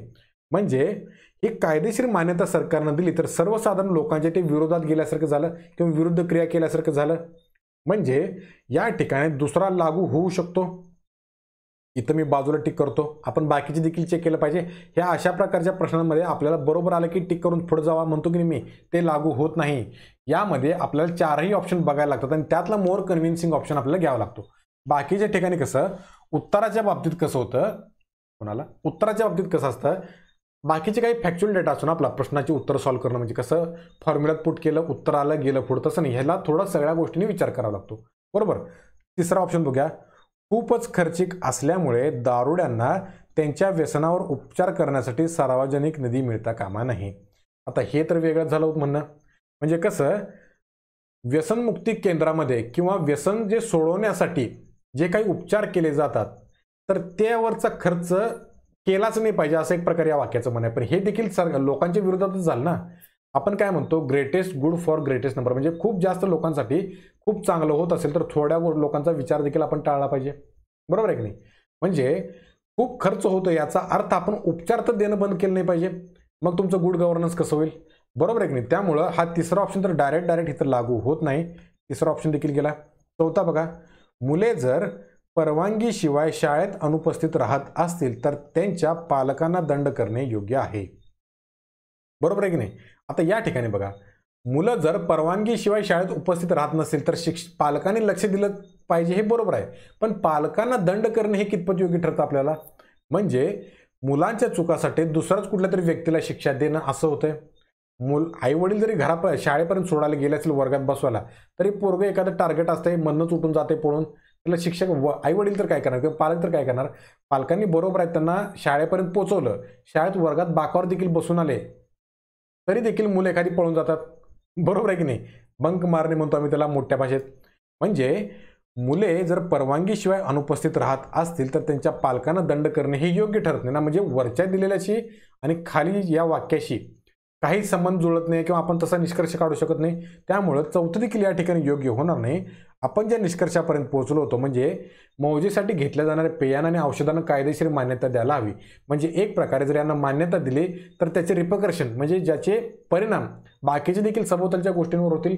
म्हणजे त्याला कायदेशीर मान्यता देणे हा सर्वसामान्य जनतेच्या जो काही हेल्थचा इश्यू आहे त्याच्या विरोधातलं चालय की जे आपल्याला वरती दिले बघा इथं, हेल्मेट कंपल्सरी करणं सायकल चालवण्यासाठी, हे त्यांच्या व्यक्तिगत गोष्टीचा विरोधाभास झाला. त्यामुळं या ठिकाणी ऑप्शन नंबर 2 होणार या आपल्या प्रश्नाचं बरोबर उत्तर. आलं लक्षात. पुढचा प्रश्न बघूया, कारण मी या प्रश्नाला बऱ्यापैकी वेळ घेतलाय, व्यवस्थित समजून सांगण्याचा प्रयत्न केलाय. पुढचा प्रश्न बघूया आपण. अरे बापरे, भरपूर प्रश्न आहेत की अजून. बघूया आपण, काय हरकत नाही, शांतपणे करूया, तुम्हाला सगळ्या गोष्टी समजल्या पाहिजेत. आता बघा, हा पण प्रश्न डिश टीव्हीचा आहे आपला. एक कामगार त्याच्या घरापासून कारखान्यात पोहोचण्यासाठी 5 किलोमीटर प्रति तास या वेगाने चालला तर तो 3 मिनिटं उशिरा पोहोचतो. बरोबर. आणि जर त्यानं स्पीड वाढवला 6 किलोमीटर प्रति तास केलं तर तो 7 मिनिटं लवकर पोहोचतो. तर त्याचे घर ते कारखाना यातील अंतर किती आपल्याला विचारले. अशा प्रकारचे प्रश्न आपल्याला हमखास पाहायला मिळतात. बरं, आणि याचा एक मी तुम्हाला फॉर्म्युला सांगतो. काय करायचं बघा, या ठिकाणी काय म्हटलंय, तो सुरुवातीला 5 किलोमीटर गेल्यामुळे 3 मिनिटं उशिरा पोहोचला आणि 6 किलोमीटर गेल्यामुळे 7 मिनिटं लवकर पोहोचला. म्हणजे दोन वेगळे वेगळे स्पीड आले तर 5 किलोमीटर प्रति तास आणि 6 किलोमीटर प्रति तास. तर काय करायचं, अंशामध्ये घ्यायचं या दोन गोष्टींचा गुणाकार. म्हणजे कसं, 5 किलोमीटर प्रति तास गुणिले 6 किलोमीटर प्रति तास, आणि छेदामध्ये घ्यायचं त्या दोन गतींची वजाबाकी म्हणजे त्यातील फरक. म्हणजे कसं, 6 किलोमीटर प्रति तास वजा 5 किलोमीटर प्रति तास. म्हणजे खाली अंशामध्ये काय केला, दोन गतींचा गुणाकार. छेदामध्ये काय केलं, तर छेदामध्ये आपण केलं त्या दोघांमधला फरक. याला गुणिले काय करायचं, त्या दोघांच्या मधला वेळेचा डिफरन्स. आलं लक्षात, वेळेतील फरक घ्यायचा दोन्हीमधला. म्हणजे हे झालं स्पीड आणि हे झालं किती टाइम. स्पीड इंटू टाइम म्हणजे आपल्याला काय मिळणार, D is T V, D is equal to T V. आता हे व्ही आहे, आपण टी घ्यायचं, बरोबर. काय मिळणार आपल्याला, डी. डी म्हणजे काय, डी म्हणजे distance, D is equal to T V, D is T V. बरोबर आहे की नाही. म्हणजे या ठिकाणी आपल्याला टाईमनं जर गुणलं इथं तर आपल्याला अंतर मिळणार. आता टाईम काय घ्यायचा आहे, इथं जर आपण दोन स्पीडमधला फरक घेतला असेल तर इकडे देखील वेळेतला फरक घ्यायचा. म्हणजे काय म्हटलं बघा, जर 5 किलोमीटर गतीने चालला तर तो 3 मिनिटं उशिरा पोहोचतो, आणि जर स्पीड वाढवली त्यानं तर 7 मिनिटं लवकर पोहोचतो. म्हणजे या दोन्हीतला फरक कसा बनणार बघा, 7 मिनिटं उशिराचे फरक म्हणजे वजाबाकी, वजा 3 मिनिटं उशिराचे म्हणजे तो 3 मिनिटं पुढे गेला आणि 7 मिनिटं लवकर आला. म्हणजे दोघांमध्ये डिफरन्स घ्यायचा. आणि हे 7 जर आपण लवकर येत असेल म्हणजे तो आधी पोहोचला म्हणजे वेळ कमी लागला. बरोबर आहे की नाही. वेळ कमी म्हणजे तो पॉझिटिव्ह घ्यायचा, आणि वेळ जास्त लागला 3 मिनिटं उशिरा म्हणजे तो एक्स्ट्रा 3 मिनिटं घेतले ना. म्हणजे इथं येणार हे -3 आणि हे मिनिटामध्ये आहे, त्यामुळं आपल्याला छेदामध्ये घ्यावं लागेल 60, तर ते होईल तासामध्ये कन्वर्ट. आलं लक्षात. हे 7 आणि 3 हे मिनिटामध्ये, त्याला जर आपण 60ने डिवाइड केलं तर ते कन्वर्ट होणार तासामध्ये. म्हणजे छेदामध्ये इथं आलं 60. हा डिफरन्स कसा घेतला कळालं. सरळ सरळ एक लक्षात ठेवा तुम्ही, जर समजा एका स्पीडला तो उशिरा पोहोचत असेल आणि एका स्पीडला लवकर पोहोचत असेल तर सरळ त्या दोन संख्यांची करायची बेरीज, म्हणजे 7 मिनिट अधिक 3 मिनिट करायचं. जर समजा ते दोन्हीही उशिरा पोहोचत असेल तर मोठ्या संख्येमधून लहान संख्या वजा करायची. काय काय म्हटलो, जर एका वेळी लवकर पोहोचत असेल आणि दुसऱ्या वेळी उशिरा पोहोचत असेल असा प्रश्न असेल तर त्या दोन्ही वेळांची किंवा त्या दोन्ही मिनिटांची करायची बेरीज. करेक्ट. आणि ज्यावेळी दोन्ही वेळेला जर 5 किलोमीटर गेलं तर 3 मिनिटं उशिरा, आणि 6 किलोमीटर गेला तर 2 मिनिटं उशिरा, असं दोन्ही वेळेला उशिरा किंवा लवकर असेल त्यावेळी घ्यायची त्यांची वजाबाकी. ओकेच. या ठिकाणी एक लवकर आणि एक उशिरा आहे, त्यामुळे आपण घ्यायची त्यांची बेरीज. Is equal to D. D म्हणजे काय, डिस्टन्स. हे येणार किलोमीटरमध्ये, कारण हे किलोमीटर प्रति तासमध्ये आहे आणि हे आपण मिनिटात होतं त्याला किलोमीटर प्रति तासमध्ये कन्वर्ट करून घेतलं 60ने डिवाइड करून. सॉल्व्ह केलं की आपलं उत्तर डायरेक्ट मिळून जातं एका फॉर्म्युलात. जे काही आपल्याला युट्यूबवर दिसत की थंबनेल, फक्त शॉर्ट ट्रिक, एकच फॉर्म्युला वगैरे ते हे असतात फॉर्म्युला. कळालं काय करायचं. 6×5 आलं वरती, छेदामध्ये 7 न 5 गेलं 1, 7 वजा 3 म्हणजे किती आलं, 7 अधिक 3 हे झालं 10, छेदामध्ये 60, याला हे कॅन्सल झालं. 6 के 7, 6×5 बरोबर डी. डी बरोबर आलं 5 किलोमीटर. ऑप्शन नंबर 2 होणार आपल्या प्रश्नाचं बरोबर उत्तर. आलं लक्षात. हा फॉर्म्युला तेवढा लक्षात ठेवा. मी आपल्या या कन्सेप्टच्या लेक्चरमध्ये हे प्रश्न घेतलेले आहे. पुढचा प्रश्न बघा. पुढचा प्रश्न बघा. प्रत्येक वाक्यातील रिकाम्या जागी चपलक बसून दिलेल्या संदर्भात दोन स्वतंत्र आणि समान अर्थाची पूर्ण वाक्य तयार करतील अशी शब्द जोडी वा शब्दसमूह निवडा. म्हणजे हा जो मोकळी जागा दिला येतं तिथं या ठिकाणी या चारीपैकी 2 शब्द वापरायचे आणि अर्थ सेमच आला पाहिजे. बघा, जगभरातील प्राचीन संस्कृती देवतांचे शांतवन करण्यासाठी म्हणजे देवीला शांत करण्यासाठी, देवांना शांत करण्यासाठी जो काही बळी देत जातात त्याबद्दल दिलेला आहे. शांत करण्यासाठी रक्त अर्पण केले जाते. म्हणजे जगभरातील ज्या काही वेगवेगळ्या जुन्या संस्कृती आहेत तर ते देवतांचा कोप होऊ नये म्हणून रक्ताची बळी देत होते आणि रक्त अर्पण केले जात होते आणि मानवी बळी दिला जात होता. असे असले तरी शेजारच्या टोळ्यातील कैद्यांना बळी देण्याबाबत माया संस्कृतीचा नैसर्गिक कल अन्य सर्व टोळ्यांना काय करत असेल बघा, एकतर आपल्या टोळीतला कोण जर कैदी असेल तर त्याचा बळी देणार, म्हणजे एकतर ते अस्वस्थ करणार. शेवटी आपल्यातला माणूस मेला की किंवा त्याचा बळी गेला की लोक अस्वस्थ होतात, बरोबर. शिवाय म्हणजे एकतर अस्वस्थ हा शब्द असला पाहिजे, म्हणजे इथं अस्वस्थ हे वाक्य बनेल बघा. म्हणजे जगभरातील प्राचीन संस्कृती देवतांना शांतवन करण्यासाठी रक्त अर्पण केले जात होते आणि मानवी बळी दिला जात होता. असे असले तरी शेजारच्या टोळ्यातील कैद्यांना बळी देण्याबाबत माया संस्कृतीचा नैसर्गिक कल हा अन्य टोळ्यांना अस्वस्थ करत होता. वाक्य तर बरोबर बनते, बरोबर. आता दुसरं वाक्य बोलूया. अस्वस्थ कुठं कुठं आहे बघा, पहिल्या ठिकाणी, त्यामुळे हे पहिले दोन गेले, अस्वस्थ आणि माफ आणि अपमानित. आता या ठिकाणी अपमानित टाकून बघूया. म्हणजे कसं, जगभरातील प्राचीन संस्कृती देवतांचे शांतवन करण्यासाठी रक्त अर्पण केले जात होते आणि मानवी बळी दिला जात होता. असे असले तरी शेजारच्या टोळ्यातील कैद्यांना बळी देण्याबाबतचा माया संस्कृतीचा नैसर्गिक कल अन्य सर्व टोळ्यांना अपमानित करत होता. आता हे तर वाक्य पण बरोबर बसतंय, कारण शेवटी दोन टोळ्या म्हणजे आत्ताच्या प्रकारचं दोन गँग पकडून चला आणि दोन वेगवेगळ्या गँगमध्ये खुन्नस तर असणारच. म्हणजे दोन टोळ्यांमध्ये किंवा माया संस्कृतीमधल्या टोळ्यांमध्ये किंवा इतर टोळ्यांमध्ये एकमेकांमध्ये संघर्ष असणार. म्हणजे जर समजा तुम्ही आमच्या टोळीतला माणूस मारला, याचा अर्थ तुम्ही आमचा अपमान केला, म्हणजे ज्याच्याकडचा माणूस बळी दिला गेला त्याचा तर तो 100% अपमानित होणार. आता या ठिकाणी अपमानित लागू होते पण माफ लागू होणार नाही, कारण माफ हा अस्वस्थच्या विरुद्धातला जातो शब्द, म्हणजे अन्य सर्व टोळ्यांना माफ करत होता. हे तर काय लॉजिक बनत नाही, त्यामुळे चौथा देखील या ठिकाणी कॅन्सल होतो. ऑप्शन नंबर 2 ठरतो हे आपल्या प्रश्नाचं बरोबर उत्तर. कारण एकतर ते अस्वस्थ होत होते कारण आमचा माणूस गेला, आमचा माणसाचं बळी दिला म्हणजे त्यांना हळहळ होणार. शिवाय आमचा माणूस मारला म्हणजे एक प्रकारे आमचा अपमान केल्यासारखं झालं, म्हणजे दुसऱ्या टोळ्या माया संस्कृतीतल्या दुसऱ्या टोळ्या होत्या तर त्या अपमानित मत समजत होत्या स्वतःला, बरोबर आहे की नाही. त्यामुळे अस्वस्थ आणि अपमानित हे या ठिकाणी आलं पाहिजे. आपल्याला काय ह्या दोन वाक्यांचा अर्थ बघायचा आणि तो आपल्या दिलेल्या वाक्यामध्ये कसा फिट होऊ शकतो हे चेक करायचं, बाकी काय करायचं नाही. आलं लक्षात. पुढचा प्रश्न बघूया आणि हा आपला शेवटचा प्रश्न आहे. यामध्ये काय सांगितलं बघा, ही आपल्याला डायग्राम दिल्या.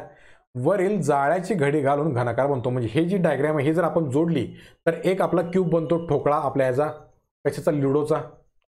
घनाच्या पृष्ठभागावरील फक्त नेमक्या 2 कर्णरेषा जितक्या शिरोबिंदूत छेदतात त्यांची संख्या निवडा. म्हणजे कसं, हे जर आपण जोडलं तर कोणकोणत्या पॉइंटला 2 रेषा ह्या तिरक्या तिरक्या ज्या दिल्यात की नाही ह्या रेषा जोडतात, तर ते आपल्याला शोधायचे. कोणकोणत्या ठिकाणी फक्त 2, 2 पेक्षा जास्त नाही किंवा 2 पेक्षा कमी नाही, फक्त 2. 3 जरी जुळल्या तरी घ्यायचं नाही, फक्त जिथं जोडून जुळतात ना तर ते घ्यायचं. आणि ह्या प्रश्नाचं साधं लॉजिक सांगा तुम्हाला, मी कसं जोडणी करतोय तशीच करा, उत्तर बरोबर येतं. काय करायचं, या पॉइंट पासून हा पॉइंट जोडायचा, इकडच्या पॉइंट पासून इकडचा पॉइंट जोडायचा. म्हणजे हे जर उभं केलं तर हे वरची 2 टोकं आणि ही इकडची 2 टोकं ही तर एकमेकांना जोडतीलच, बरोबर आहे की नाही, एकमेकांना टेकून येतील. आता पुढं काय करायचं, हा वरचा जाणार या ठिकाणी, हा जाणार या ठिकाणी, हे एकमेकांना टोकं जोडली जाणार. या बाजूला देखील तसंच, हा फिरून जाणार या ठिकाणी, हा फिरून जाणार या ठिकाणी. आणि ज्या ज्या रेषा ज्या ज्या ठिकाणी जोडल्या जर तिथं 2 कर्णरेषा येत असतील तर तो पकडायचा आपला पॉईंट. कुठं कुठं होते बघा, एक तर कलर चेंज करतो, हे तुम्हाला लक्षातच येऊन जाईल, कन्सेप्टच एकदम क्लिअर होऊन जाईल जबरी तुमची. या ठिकाणी बघा, हा एक पॉईंट, या ठिकाणी 2 कर्ण जोडले गेलेत की नाही, म्हणजे हा एक झाला. या ठिकाणी बघा, या ठिकाणी देखील 2 कर्ण जोडले त्या पॉईंटला, म्हणजे हा दुसरा झाला. आता ज्या टोकापासून दुसरा कर्ण निघतो, जसं की हा बघा, हे टोक आणि हे टोक, या दोन्हींच्या ठिकाणी हा कर्ण येतोय का, म्हणजे या भागावर देखील 2 कर्ण एकमेकांना जोडले जातील, म्हणजे हा झाला तिसरा. अजून एक हा बघा पॉइंट, हा आणि आई, हे नाही, कुठे गेलं कुठे गेलं कुठे गेलं, हा, हे 2च होतात, 3 सॉरी, थांबा मी चेक करतो, जरा कन्फ्युजन व्हायला या ठिकाणी. अजून कुठला जोडला जातोय, हा आणि हा पॉईंट आहे नाही का आपला, हा एक झाला पॉईंट, हा एक झाला. हे कुठला होतोय का, अजून कुठला होतोय का, हा, हा होतोय की, मी कसं विसरलो, हा आणि हा, हा तिरका कर्ण आहे ना इथला, आणि हा इथला कर्ण, म्हणजे या 2 पॉईंटला देखील कर्ण मिळतील, म्हणजे हा झाला चौथा.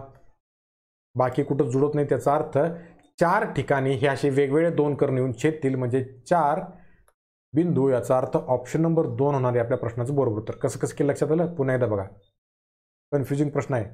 हा इथून एक कर्ण आला आणि हा इथून एक कर्ण आला, म्हणजे हा एक पॉईंट झाला इथला, एकदम डार्क करून टाकतो. हा कर्ण आणि हा कर्ण हे दोन्ही एका ठिकाणी मिळतं, त्यामुळे हा एक झाला. पुन्हा इथून आलेला हा कर्ण या पॉईंटला जुळणार आणि हा पॉईंट पुन्हा फोल्ड होऊन या ठिकाणी जुळत असतो, म्हणजे हा कर्ण एक जमला, म्हणजे इथे एक जुळणी होणार आहे जी. आणि हा पॉईंट इकडे येऊन इथं आला आणि हा देखील कर्ण आहे, हा देखील कर्ण आहे, त्यामुळं हे पॉईंट देखील बनणार. म्हणजे या ठिकाणी 4 अशी बिंदू बनतात की ज्या ठिकाणी फक्त 2 या ठिकाणी काय बनून मिळत आहेत, तर या ठिकाणी मिळत आहेत कर्ण येऊन. त्यामुळे ऑप्शन नंबर 2 की ज्यामध्ये 4 बिंदू दिले आहेत, हा होणार आपल्या प्रश्नाचं बरोबर उत्तर. हे अशा पद्धतीने केलं, ज्या ज्या ठिकाणी पॉईंट जुळतात ना, तो होणार आपल्या प्रश्नाचं बरोबर उत्तर. आलं लक्षात? तर हे होते आपले प्रश्न. कोणता राहिला असेल तर तुम्हाला क्रॉप करून घेता आला नसल्यामुळे घेतला नसेल. कोणता राहिला असेल तर तुम्ही मला टेलिग्रामला सांगू शकता, मी तुम्हाला त्यावर उत्तर देण्याचा प्रयत्न करेल. सोबत ही आमची विजडम अकॅडमीची टीम आहे बघा. यामध्ये प्रकाश शिंगळे सर आहेत, देशमुख मॅडम आहेत, बिरोळे मॅडम आहेत आणि हा मी स्वतः आहे. आम्ही आत्ता सध्या आपल्या MPSCसाठी फ्री कोर्सेस लॉन्च केले आहेत. म्हणजे इंगळे सर जे ते इतिहास, पॉलिटी आणि करंट अफेअरवरचे बऱ्यापैकी चांगले टॉपिक घेत आहेत, ते देखील तुम्ही बघू शकता. या तुम्ही आपल्या विजडम अकॅडमीच्या वेबसाईटला गेलात किंवा जर तुम्ही लिंक डिस्क्रिप्शनमध्ये दिलेली आहे, तर त्यामधलं जर तुम्हाला ॲप्लिकेशन डाउनलोड केलं तर तुम्हाला फ्री कोर्सेस अवेलेबल होतील. आणि मगाशी सांगितल्याप्रमाणे या ठिकाणी माझा कोर्स चालू आहे. बघा, हा जो नंबर आहे की नाही, तुम्हाला काही क्वेरीज असतील किंवा ॲडमिशनबद्दल काही विचार असेल तर या 2 नंबरवर तुम्ही कॉल करून कधी विचारा, लगेच तुम्हाला रिस्पॉन्स मिळेल. आलं लक्षात? त्यानंतर माझ्या कोर्सबद्दल सांगतो तुम्हाला. यामध्ये आपण एक फास्ट ट्रॅक बॅच घेत आहोत. कशाची? येणाऱ्या सर्व पूर्वपरीक्षांसाठी. त्यामधून मी बऱ्यापैकी प्रत्येक प्रकारचे टॉपिक कव्हर करण्याचा प्रयत्न करणार आणि फी फक्त 350 रुपये, ती काही जास्त नाही. आलं लक्षात? हे कोर्स तुम्हाला कितीही वेळा बघता येतील आणि एका वर्षासाठी तुम्हाला पाहता येतील. म्हणजे तुमची व्हॅलिडिटी राहणार 1 वर्षाची आणि तुम्ही किती वेळा बघू शकता. बाकीच्या प्लॅटफॉर्मवर कसं एकदा बघितलं, 2दा बघितलं, 3दा बघितलं, 4 वेळा बघितलं, फक्त 4 वेळाच बघू शकता, त्यानंतर बघता येत नाही. पण आपल्याला तसं नाही, आपल्याकडे भरपूर किती वेळा बघू शकता. सोबतच आपलं काही टाईम लिमिट नाही, म्हणजे फ्री सेशन तुम्ही फक्त 1च तास बघायचं आणि नंतर बंद होणार, ते असं नाही. तुम्ही एकदा बॅच परचेस केली की तुम्ही ते किती वेळा बघू शकता आणि 1 वर्ष तुमची व्हॅलिडिटी राहील. आलं लक्षात? म्हणजे एकदा हा कोर्स केला की तुम्हाला येणाऱ्या सगळ्या पूर्वपरीक्षा की नाही, त्याला तुम्हाला फायदा होईल. आलं लक्षात? जास्त काय तुमचा वेळ घेत नाही. आज या ठिकाणी मी थांबतो. जय हिंद, जय महाराष्ट्र. आपला टेलिग्राम चॅनल तेवढा जॉईन करून घ्या तुम्ही. आलं लक्षात? थांबतो. थँक्यू.